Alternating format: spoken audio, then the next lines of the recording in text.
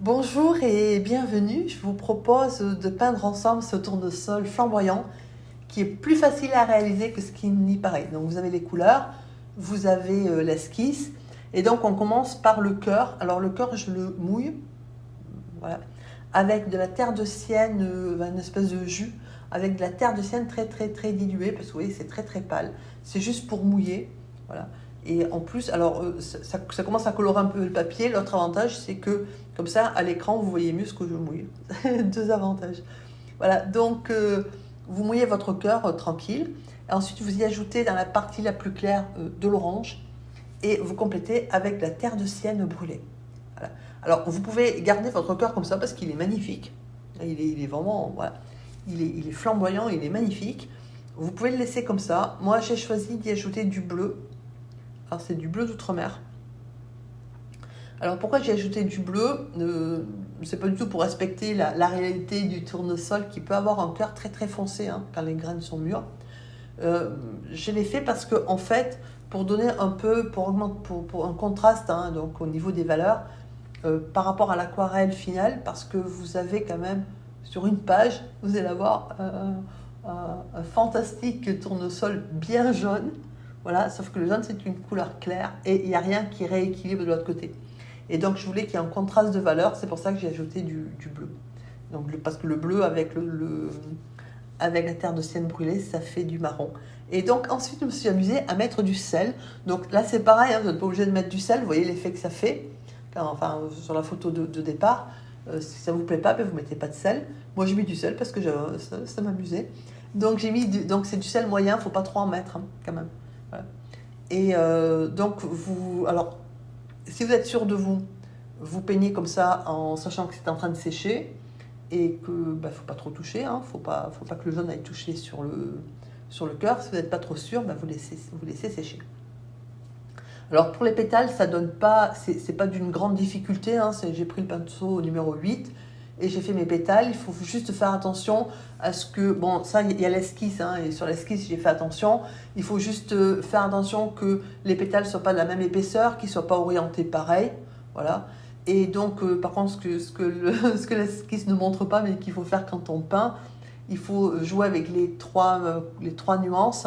Donc, soit vous commencez comme je fais là avec du clair, et à ce moment-là, vous complétez un petit peu, vous y mettez une petite touche de plus foncé, pas forcément sur tout le pétale, soit vous le mettez, voilà, donc là je l'ai mis qu'en bas, soit vous pouvez mettre, comme si vous regardez, j'ai mis des pétales où il y avait plus de foncé, voilà, où c'était moitié-moitié, ou des pétales qui sont que foncés. Ça, c'est, voilà, il faut essayer de varier de manière à donner, à jouer avec les couleurs, de manière à ce que votre tournesol soit un festival de nuances, et pas quelque chose d'industriel où il a tous les pétales exactement de la même couleur. Voilà. Alors par rapport aux trois jaunes, aux trois couleurs, aux trois nuances que j'ai utilisées, moi vous avez vu dans le matériel, j'ai utilisé du jaune de cadmium foncé et de l'orange Winsor. Alors si vous n'avez pas ces trois couleurs, ce qui se conçoit très facilement, c'est pas un souci. Vous prenez un jaune, voilà, le jaune qui vous plaît. Vous y ajoutez, donc faites un premier mélange rien qu'avec votre jaune. Ensuite, vous faites un deuxième mélange et à ce jaune, vous y rajoutez une pointe de rose ou de rouge. Ça dépend ce que vous avez. Ça dépend aussi de votre goût parce que ça ne fait pas le même orange. Voilà. Donc, et vous faites un troisième mélange en y ajoutant plus de rose ou de rouge. De manière à avoir en clair un jaune moyen, un jaune plus foncé et quelque chose qui tend vers qui est orange. Voilà. Et vous jouez avec ces trois mélanges. Par contre, il faudra en préparer, surtout sur les deux derniers, il faudra en préparer assez pour ne pas avoir à refaire. Voilà. Donc, au niveau des pétales, je vous rappelle la règle, c'est on ne peint pas un pétale à côté d'un qui n'est pas sec. Voilà. C'est pour ça que vous voyez que je peins un peu tout autour de ma fleur et que parce que comme ça ne se touche pas. Et si vous remarquez, donc l'avantage, outre le fait que ça ne se diffuse pas de l'un à l'autre, l'autre avantage, c'est qu'on voit la différence entre les pétales, les limites des différents pétales, alors que j'ai absolument pas tracé de contour. Voilà. Donc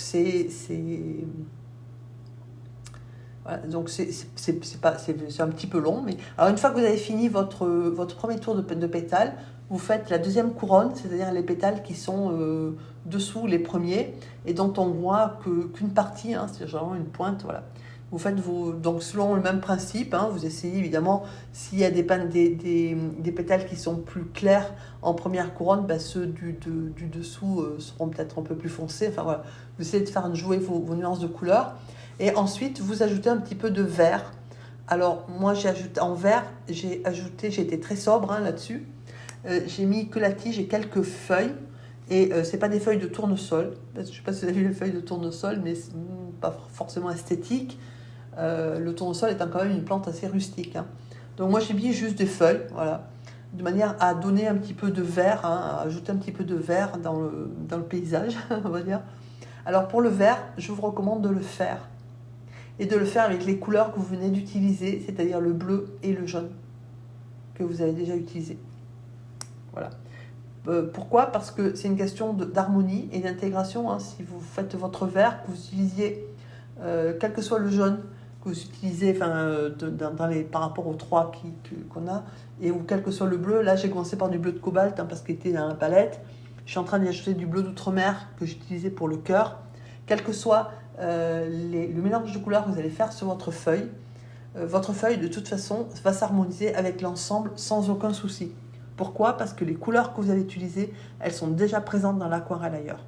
Voilà. Et ça, c'est quelque chose, c'est fondamental. Et les verts, on voit très très souvent des verts qui gâchent un peu l'aquarelle parce qu'ils ne s'intègrent pas du tout, qui sont souvent des fois aussi bêtards, mais qui ne s'intègrent pas du tout parce que ce sont des verts qui sortent d'un tube et qui arrivent comme un extraterrestre au milieu d'un champ de tomates et c'est pas bon en fait.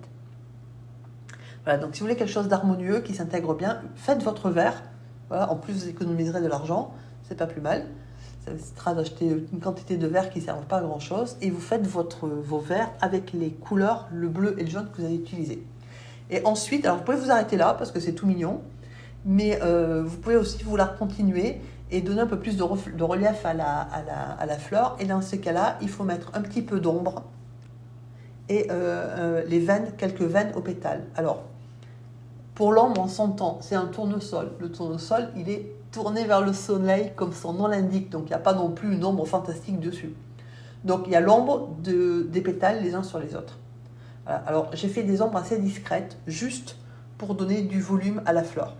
Et l'ombre, je l'ai faite avec l'orange, ce qui correspond avec ma couleur la plus foncée. Et avec un petit peu, si vous regardez, hein, un petit peu de bleu de cobalt. Alors, les deux couleurs très, très diluées. Et parce que je l'adapte en fait selon mon pétale, c'est-à-dire que quand j'ai un pétale qui est foncé, je vais mettre une ombre un peu plus foncée, c'est-à-dire un peu plus de bleu.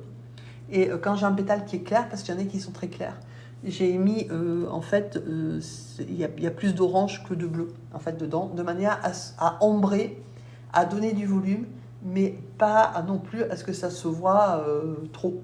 Voilà.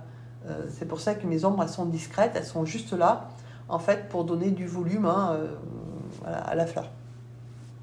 Et une fois que vous aurez donc fait vos ombres, alors après les ombres vous les faites comme vous voulez, hein, c'est vous qui décidez. Il n'y a pas vraiment de... Enfin, j'aurais pu mettre une logique. Bon, j'ai aussi essayé de faire quelque chose d'accessible et donc de facile à faire. Donc les ombres, vous les mettez selon votre goût, là où vous avez envie, vous vous dites, ah bah tiens, là je mettrais bien, voilà. Vous mettez les ombres où vous voulez. Parce que je répète, c'est les ombres des pétales les uns sur les autres. Donc il n'y a pas vraiment de sens de lumière vu que le tournesol il est face au soleil. Et donc ensuite, pour fondre en fait et unifier un peu les pétales, j'ai pris le jaune le plus clair, j'ai ajouté beaucoup d'eau. Et de façon à faire un mélange très clair, parce que c'est du cadmium, c'est opaque, donc si vous mettez un mélange un peu trop foncé, tout ce que vous avez fait dessous, ça va disparaître. Donc j'ai mis un mélange avec beaucoup d'eau, donc très très clair, et j'ai repassé au pinceau, en fait un coup de pinceau sur tous mes pétales, de manière à ce que ça unifie et ça estompe un petit peu certains traits qui étaient peut-être un peu raides, un peu durs, voilà, de manière à adoucir et estomper mes pétales. Voilà. Et donc ça vous donne le résultat final. Donc voilà. J'espère que ce tuto vous aura fait passer un bon moment et que vous en passerez encore un meilleur à peindre ce joli tournesol parce que franchement il est éclatant de vie et et de couleurs. Je vous souhaite une excellente journée. Je vous dis à bientôt.